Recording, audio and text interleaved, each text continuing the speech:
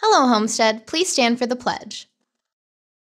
I pledge allegiance to the flag of the United States of America and to the republic for which it stands, one nation, under God, indivisible, with liberty and justice for all. Now for a moment of silence.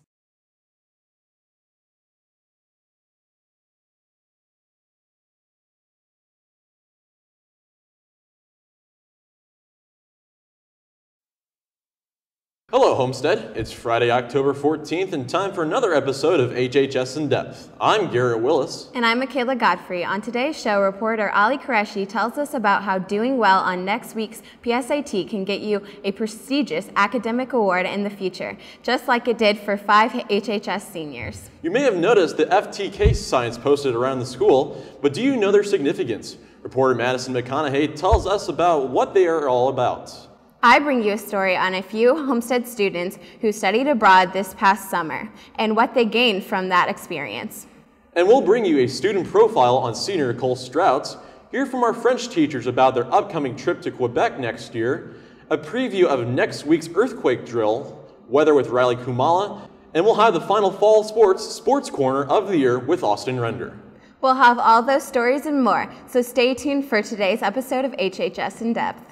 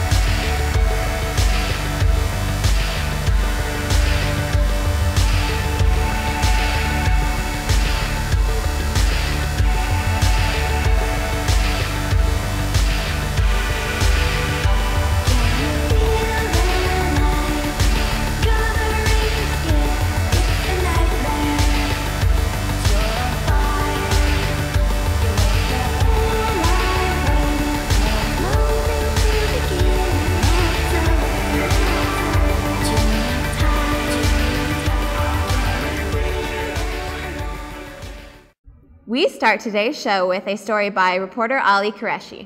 Ali caught up with Homestead's National Merit finalists and how the PSAT last year played a role in their accomplishments.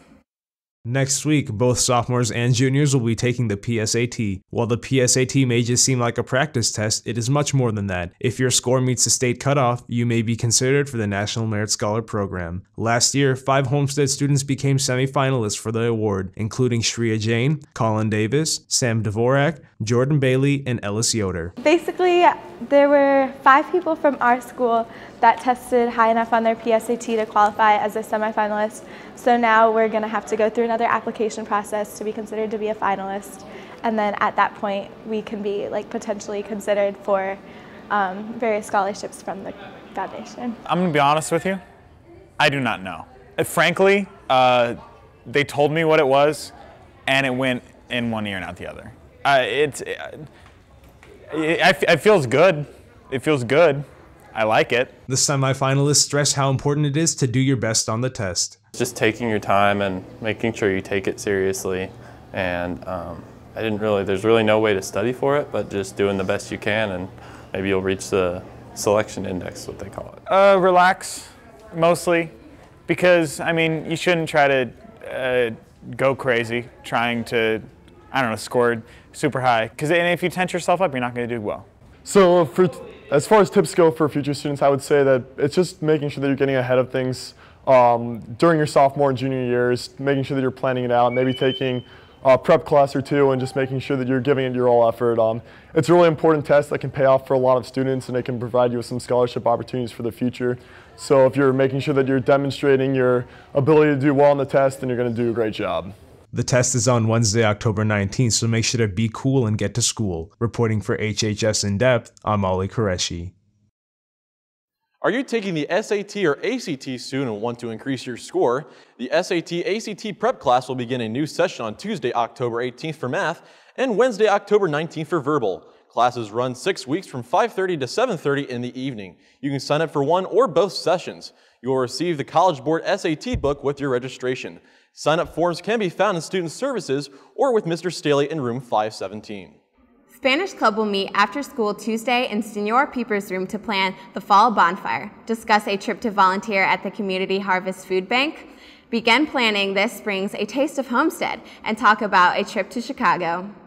Be sure to get out to Culver's on West Jefferson Boulevard for a fundraiser for the Homestead Dance Team on Monday, October 17th from 4 to 9 p.m. Enjoy great food with your favorite Homestead dancers. 10% of sales will be donated to SAC's dance program. And now here's a story over a few Homestead students who studied abroad last summer. I caught up with these students to learn more about their time spent in another country and what they got out of their experience. Over the summer, a select group of Homestead students were given the opportunity to study abroad in a foreign country. All these students chose to go abroad for different reasons, yet they all had a love for the different cultures. My uncle got married to a Japanese woman when I was little, and that's really how I first got introduced to that specific culture. And really ever since then, I just got more and more interested in it, and studying abroad was just something I've always wanted to do. I love Spanish, and this was a great opportunity for me to better my Spanish and practice it. They all had unique experiences that made the trip worthwhile. Definitely living with my host family. They were really welcoming to me, and I just had a lot of experiences with them that made it really unforgettable. We went to a lot of Mayan ruins, and I got to spend a lot of time on the beaches there, which are beautiful. I was able to run a race in one of the mountains of Japan, and just being able to explore the nature and the scenery there, just in the wilderness, was really beautiful and a really great experience. These students also had to adjust to a different lifestyle with limited contact with family and friends back in the U.S. It was really difficult at first because I was not allowed to speak to my parents or anyone from the United States for a whole week. And then only 1 hour every week I got to speak with them, and so it was just me on my own. Then I just developed a routine and just started living. My host family was only a host mother and a host grandmother. My host mother, some broken English, but my host grandmother didn't speak English at all, and she even spoke in a certain dialect of Japanese that was pretty difficult to understand. Even though we couldn't always understand each other, like we had dinners every night, and we really got really close. It was a little isolating not being able to speak the language as best as I wanted to, but after time passed, I kind of came into my own more, and I feel like I made stronger relationships with my host family's son, and in general I made a lot of new relationships that really just carried me through. These students had a great experience in these foreign countries. If you are interested in becoming a foreign exchange student next summer, talk to Senor Pieper in room 611. For HHS In Depth, I'm Michaela Godfrey. Swimmers. Girls swim tryouts begin on Monday, October 24th, and boys tryouts begin on Monday, November 7th at the Summit Natatorium. All athletes must have a sports physical on file with the athletic department before participating in these practices or tryouts. There will also be a mandatory parent meeting for all participating athletes on Tuesday, November 8th in the Summit cafeteria at 6:30 p.m. Please visit the Swim and Dive page on the Athletic tab for complete details. Juniors and seniors, the following colleges will be visiting Homestead. If you would like to attend, please sign up in Student Services. Monday, October 17th, Hanover College and Wittenberg University. Tuesday, October 18th, Bethel College and Xavier. And Thursday, October 20th, Rose Holman and Defiance College. Girls basketball tryouts begin Monday, October 17th at 4 o'clock in the auxiliary gym for any girl interested in playing basketball this season. Students must have a completed physical on file in the athletic office before you can try out for the team. You may have noticed those FTK signs posted around the school, but do you know what they are for? Here's reporter Madison McConaughey with the details. You may have noticed the FTK posters hanging in the hallway. FTK stands for the Kids. This year, Homestead decided to participate in Dance Marathon. Our goal is to raise $25,000 to beat Carol's $21,000 that they raised last year. Here's a video explaining why we've decided to participate in Dance Marathon this year, created by the Dance Marathon team.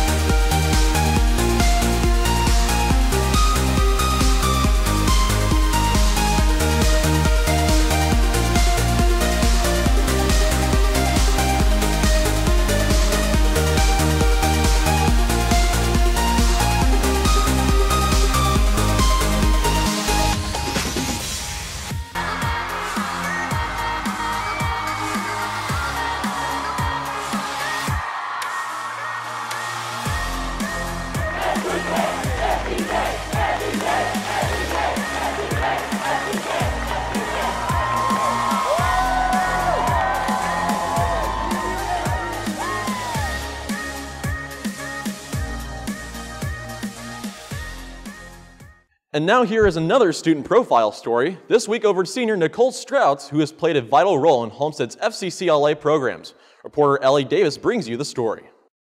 Homestead student Nicole Strouts was given the opportunity to compete in a national competition in San Diego over the summer with FCCLA. It's a leadership club based on family and consumer sciences, so like interior design, child development, nutrition and wellness, and like culinary foods is the main foundation of the club, and we also focus on community service. I took interior design in the fall, so I joined the club, and Miss Ward and Miss Ham told me about the competition. Her project was a success, making it worth all of her time and hard work. Floor plan was it was a summer camp, like a lodge, and I had to design 9 rooms for this lodge.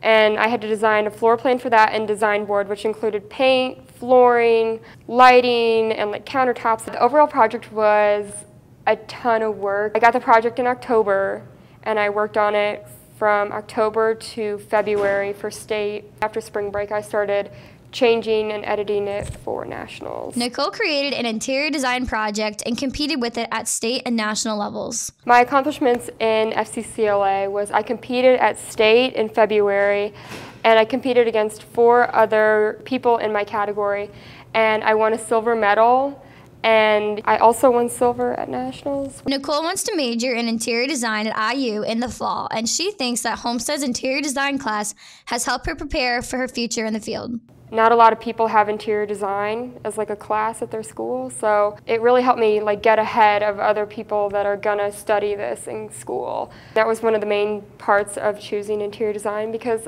I get to go wherever I want because I'm gonna run my own business. And I'm just really excited that Homestead offers interior design to give me the opportunity to see if that was really what I was interested in. Nicole plans to participate in this year's state and national competitions with FCCLA. FCCLA is looking for new members to join by the end of October. If this is something that interests you, contact Nicole Strouts at nicole.strouts@students.sacs.k12.in.us. For HHS In Depth, I'm Ellie Davis.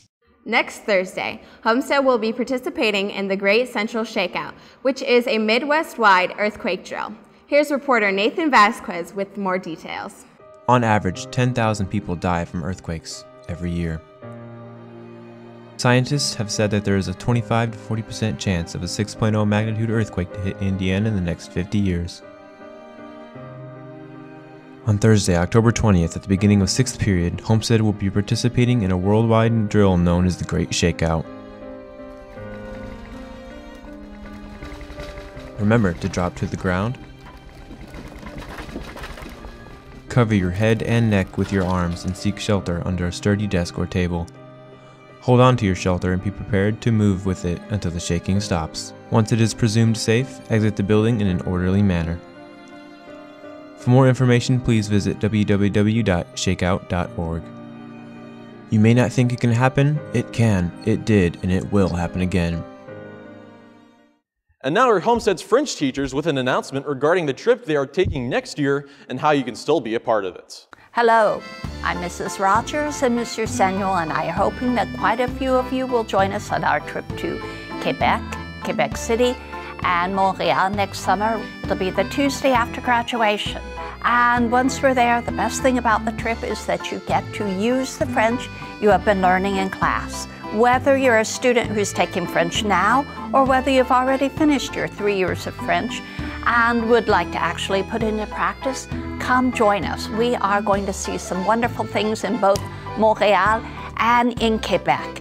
So we will be, Mrs. Rogers and I, if you want to join us, will be teaching you the difference between Canadian and French, and helping you to understand better how the Francophonie works and how beautiful this world can be out of the US too.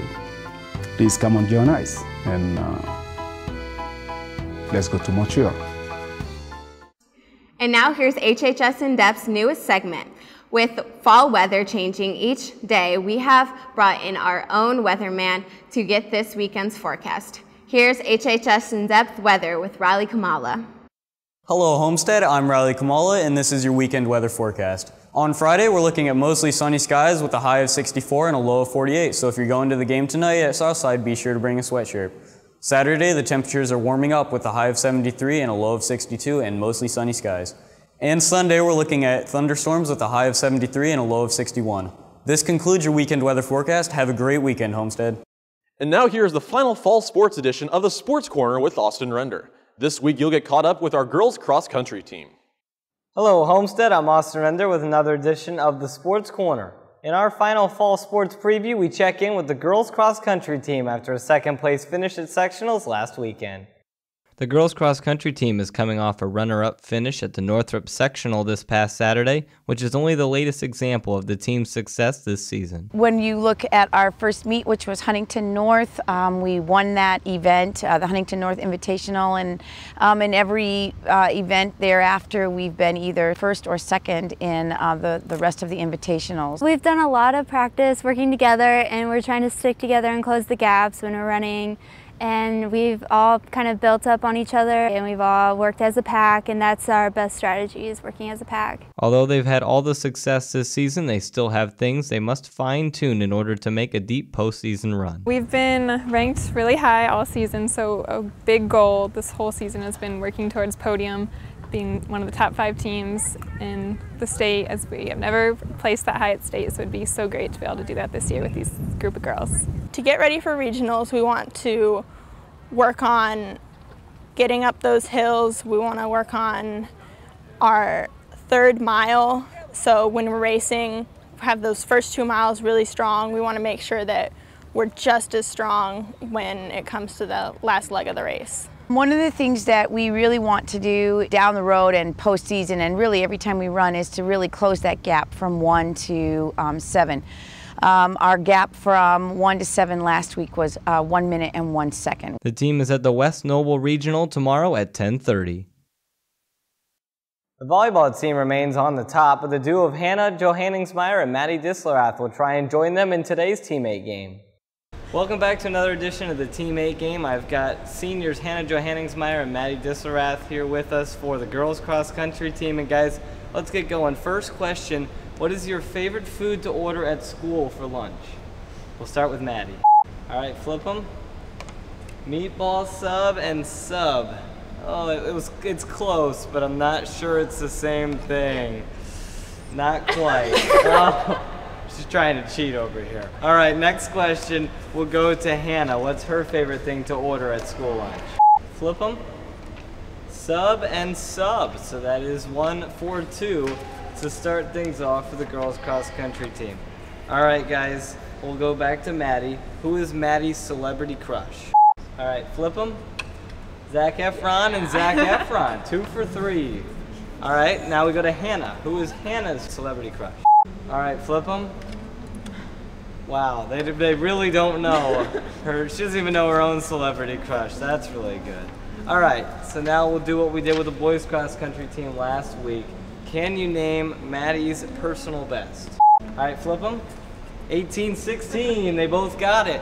All right, that is now a 4 for 5. So we're looking for tied for second here. If you get this one right, what is Hannah's personal best? All right, flip them. 1952, 5 for 6. That's not bad, and with a little bit of a questionable one with a meatball sub. But for now, it's 5 for 6. It'll be 5.5. It'll be under review, maybe a 5.5 or 6. Thanks to Maddie and Hannah for joining us. Let's go back to the studio. And good luck to all Homestead teams continuing their postseason runs this weekend. Sadly, there will be no Sports Corner next week. We will have a new Sports Corner in a few weeks. That'll wrap things up. I'm Austin Render. Have a great weekend. Well, that wraps up this edition of HHS In Depth. I'm Garrett Willis. And I'm Michaela Godfrey. Thank you for watching today. And now are here this week's Pictures of the Week. Congratulations to junior Keenan Fitzharris and freshman Madeline Monroe. To have your photo in the running for Picture of the Week, just email us a high-resolution photo in landscape mode with your name and grade level to hhsindepth@gmail.com. Today we leave you with a song exclusive to our radio station, The Point 91 FM. Have a great weekend, and we'll see you next Thursday.